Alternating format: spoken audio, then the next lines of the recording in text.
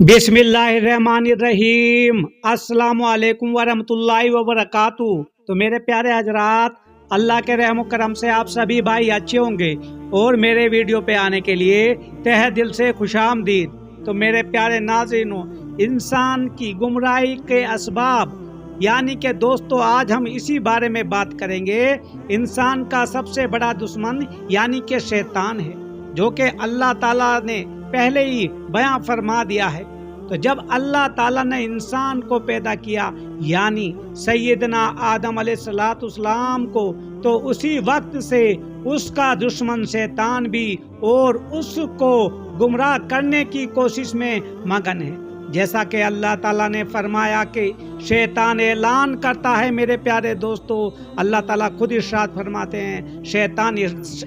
शैतान बहुत ज़्यादा कोशिश करता है अपने बंदे को यानी कि अल्लाह ताला के बंदे को गुमराह करने की, और इंसान जो कि उसके बहकाए में आ जाता है। तो शैतान ने कहा, यानी कि मैं आपको तर्जुमा बताता हूँ दोस्तों। शैतान ने कहा, ए मेरे रब, क्योंकि तूने मुझे गुमराह किया है, मुझे भी कसम है कि मैं भी जमीन में उनके लिए गुनाहों को मज़ीन करूँगा और उन सब को बहकाऊँगा तेरे उन बंदों के जो मुंतखब कर लिए गए हैं। इरशाद हुआ कि हाँ, यही मुझ तक पहुँचेंगे कि सीधी राह है, मेरे बंदों पर तुझे कोई गलबा नहीं, लेकिन हाँ, जो गुमराह लोग तेरी पैरवी करेंगे यकीनन सबके वादे की जगह जहन्नुम होगा जो तेरी बात मानेंगे। तो मेरे प्यारे दोस्तों, यही इंसान की सबसे बड़ी गुमराही की वजह बनी, क्योंकि इंसान को शैतान हमेशा गुमराह करता है। और अल्लाह ताला ने हमें सीधी चलने के लिए और सीधा शैतान से बचने के लिए कुरान पाक हमें दिया है दोस्तों। मेरे नबी रसूलुल्लाह सल्लल्लाहु अलैहि वसल्लम के ऊपर नाजिल किया। जब अल्लाह ताला ने शैतान से कहा कि आदम को सजदा कर लो, तो उसने इनकार कर दिया। तो उस वक्त उसने अल्लाह ताला पर इल्ज़ाम लगाया था कि ए अल्लाह, तूने मुझे आदम के जरिए गुमराह किया था। उसने गुमराही का इल्ज़ाम अल्लाह ताला पर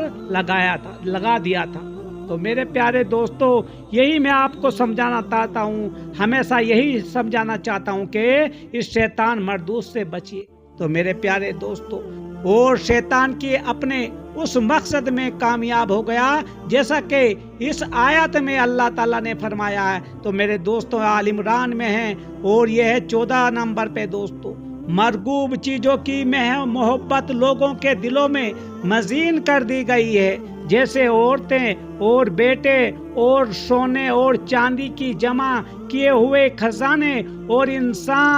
इंसानदार घोड़े, निशानदार घोड़े दोस्तों, जो अल्लाह ताला इरशाद फरमा रहे हैं कि किस तरह गुमराह हुए हैं आज के लोग। और चौपाए और खेती ये दुनिया की जिंदगी का सामान है, और लूटने का अच्छा ठिकाना तो अल्लाह ही के पास है। मेरे प्यारे दोस्तों, यही शैतान ने सब कुछ इनको दे दिया और इनके दिमाग में, इनके दिलों में ख्यालात पैदा किए कि दुनिया ही सब कुछ है। इसलिए दोस्तों, शैतान अपने जो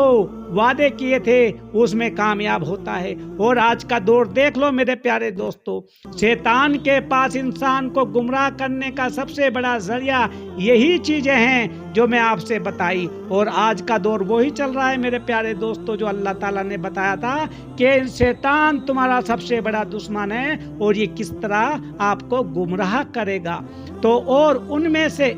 सबसे ज्यादा गुमराही का सबब माल दौलत है, जैसा कि अल्लाह ताला ने फरमाया। मेरे प्यारे दोस्तों, अल कैफ में आपको मैं बताता हूँ, जो सूरा कैफ में अल्लाह ताला ने इरशाद फरमाया, माल दौलत और औलाद तो दुनिया की ही ज़ीनत है मेरे प्यारे दोस्तों, और हाँ, अलबत्ता बाकी रहने वाली नेकियां तेरे रब के नज़दीक अज़रूए सवाब और आइंदगी अच्छी तोका के बहुत बेहतर हैं मेरे प्यारे दोस्तों। यही अल्लाह ताला इरशाद फरमाते हैं सूरा कैफ में। इस आयत करीम की वजाहत इस हदीस मुबारक से भी होती है मेरे दोस्तों। तो मैं आपको फिर से बताऊंगा तर्जुमा। सईदना मुतरफ रज़ियल्लाहु ताला अपने बाप अब्दुल्ला बिन शकीर से रिवायत करते हैं کہ میں نبی اکرم صلی اللہ علیہ وسلم کے پاس پہنچا تو آپ صلی اللہ علیہ وسلم نے الہاکم التکاثر کی تلاوت کر رہے تھے اور فرمایا آدم کا بیٹا کہتا ہے کہ میرا مال میرا مال۔ اے انسان، تیرے مال میں تیرا وہی حصہ ہے جو تو نے صدقہ کیا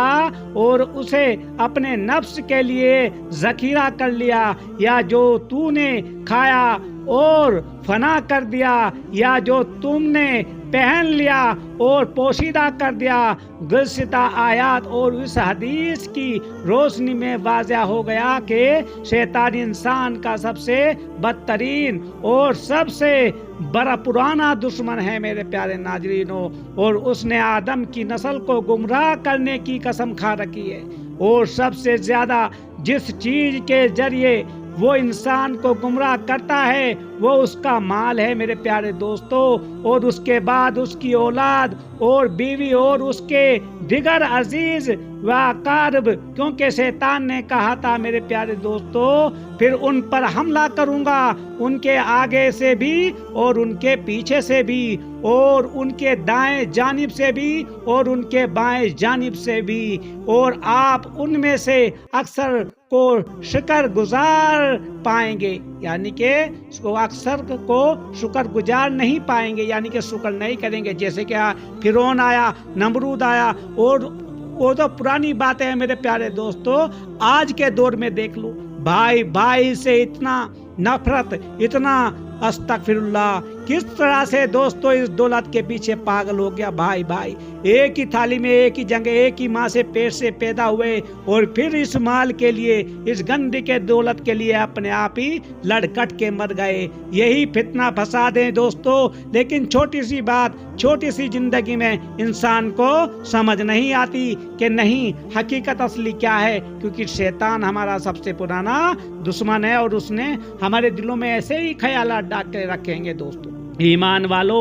آپ کو بتا دوں، ایمان والو اور اپنے پروردگار پر بھروسہ رکھنے والوں پر اس کا زور مطلق نہیں چلتا، یعنی کہ شیطان کا، ہاں اس کا غلبہ ان پر تو یقیناً ہے جو اس سے رفاقت کریں اور اے اللہ کے شریک ٹھہرائیں، اللہ کے نیک فرما برداروں اور اس پر بھروسہ کرنے والوں اور ہر وقت اس کو یاد رکھنے والوں پر اس کا کوئی زور نہیں۔ وہ گمراہ کرنے کی کوشش تو کرتا ہے، لیکن جو اللہ کے بن جاتے ہیں تو اللہ بھی ان کا بن جاتا ہے، اور اللہ تعالیٰ ان کو محفوظ کر لیتا ہے اس شیطان مردود سے، کیونکہ اللہ کی حفاظت میں جو چلا گیا دوستو سمجھ لو سب کچھ ختم ہو گیا، شیطان اس کا بال باقا نہیں کر سکتا۔ تو میرے پیارے دوستو، روز قیامت جب اللہ تعالیٰ اپنا فیصلہ فرما دے گا، جتنی جنت میں اور جہنمی جہنم میں بھیج دیے جائیں گے، تو شیطان اہل جہنم سے کہے گا کہ اے اللہ، کہ اللہ تعالیٰ نے اپنے انبیاء کی زبانی تم سے سچا وعدہ کیا تھا کہ اگر تم اس کی ابتدا کرو گے تو اللہ کا عذاب سے نجات پاؤ گے اور نہ جہنم میں ڈال دیے جاؤ گے۔ چنانچہ آج اس نے اپنا وعدہ پورا کر دکھایا،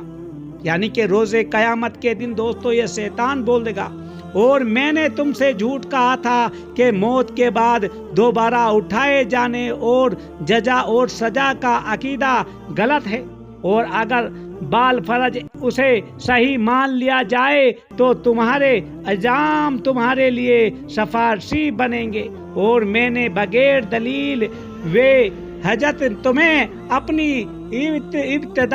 اتباع کی دعوت دی تھی تو تم نے قبول کر لیا تھا، اور رسولوں نے اپنی دعوت کی صدقت پر